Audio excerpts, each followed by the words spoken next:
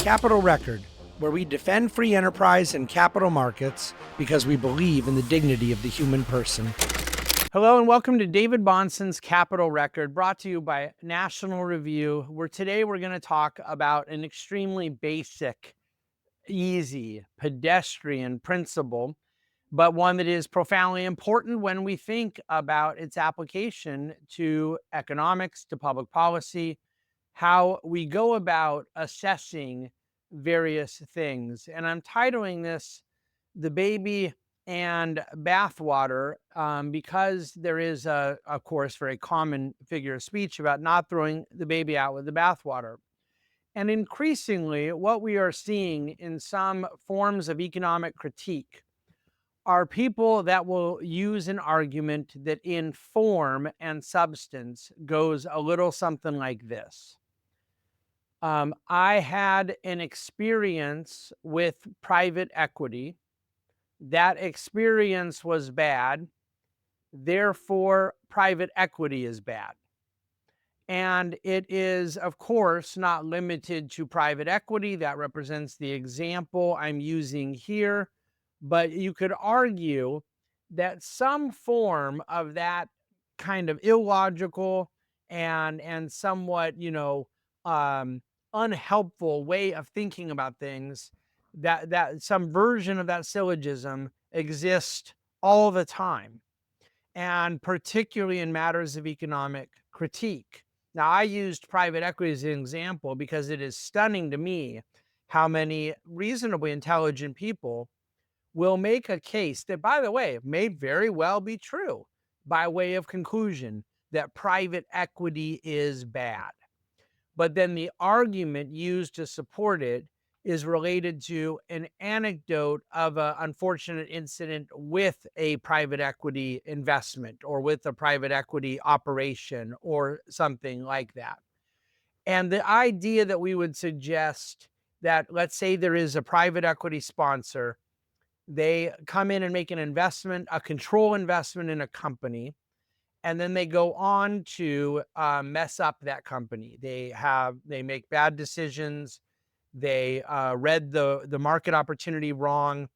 They put more leverage on the investment than it could bear, and their own model suggested it would work, but it didn't work. Their incentives were wrong. Maybe some of the people involved were creeps. And by the way, I gave 7 or 8 possible things. It could be more than one of them, and it could be a different one than any of the possibilities I've laid out. The idea of moving from a particular to a universal is commonly understood to be one of the most egregious of logical fallacies. But the problem when it comes to economic critique and economic scrutiny, as we try to get to ideal understandings of an optimal framework, is that doing this at level of kind of illogical argument construction becomes very, very dangerous. That you leave behind some very, very bad things when you throw the baby out with the bathwater. You take the risk of leaving behind some very, very good things. Now, I think all of us would agree that we have met some parents who were bad parents, and we have met some moms or dads that made bad decisions. And sometimes they were just bad people, and sometimes they were working in their best intent, but just made an error of judgment. I'm a parent. I make errors of judgment all the time, but I don't think most people would accuse me of having bad intent.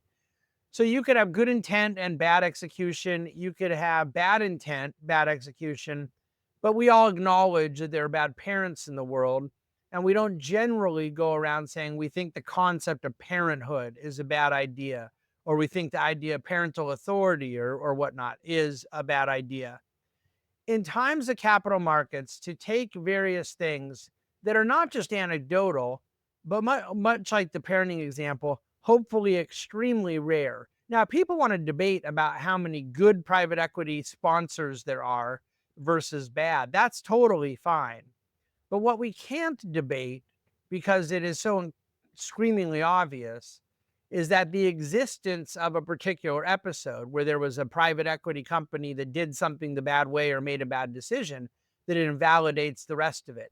Now, this can apply to all forms, as I've talked about, with institutional ownership of housing. It can apply to any number of things within financial markets. Securitization is a great example.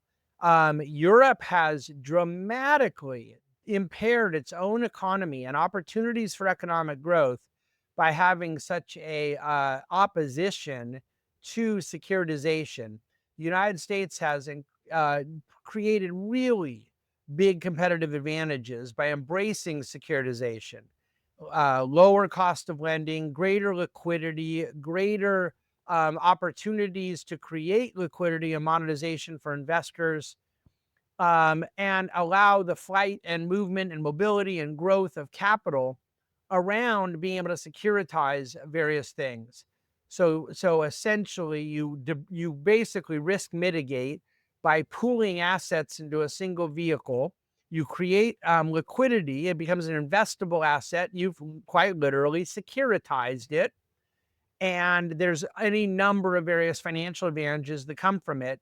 But really, it creates great opportunities to the producers and consumers that are involved, not merely to the investors. If the only opportunity were to the investors, then the opportunity for the investors would go away. Because if there isn't an opportunity to the consumers and producers, then the opportunity set goes away. So this notion that there are these things out there where investors benefit and producers, consumers don't in some sort of sustainable way is preposterous. And securitization is certainly an example where you can securitize something that performs badly.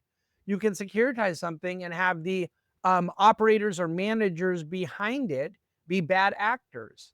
But the notion of saying securitization is a bad idea is not only illogical in moving from that particular to universal, and the hasty generalization behind it, but it is very counterproductive to what is necessary in terms of economic growth. So I can use my private equity example, securitization, we can go on and on. But this throwing the baby out with the bathwater is easily avoidable with rudimentary logic.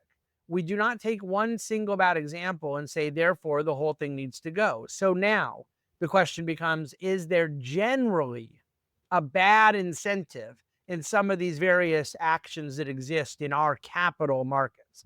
Is investment banking generally filled with bad ideas, those that are trying to provide advice, counsel, and capital um, in debt and equity securities to companies? Well, it would be a real stretch to say that it is a bad idea to provide advice or capital to companies. It would be a very, very counterproductive idea, as we see in the US Europe disparity, to say securitization is net doing more harm than good. And likewise with private equity, when we look at the economic growth, when we look at the jobs produced, when we look at the jobs saved, when we look at the distressed companies that are not able to get access to capital, that then get access to capital. Now, of course, the capital could be chasing a bad company whose ideas have come and gone. That was the case with Toys R Us. There was no saving that company, but private equity tried, and then private equity got demonized for trying to save a doomed company. And people will say, well, no, but they put debt on the company. That's right. So they could have not put debt on the company and then it died sooner. This is just an argument that we ought to be intellectually above. Um, are there private equity companies that their own incentives are not aligned with the investors? Yes. That, now keep in mind, that can't last. LPs will not keep investing with GPs when their incentives are not properly aligned, when the results do not materialize. Are there cases where a private equity company comes in and it could be good for LPs, their investors? It could be good for GP, the general partner who is the private equity sponsor, but it could be bad for what it does to the community. They're trying to damage a service or whatnot.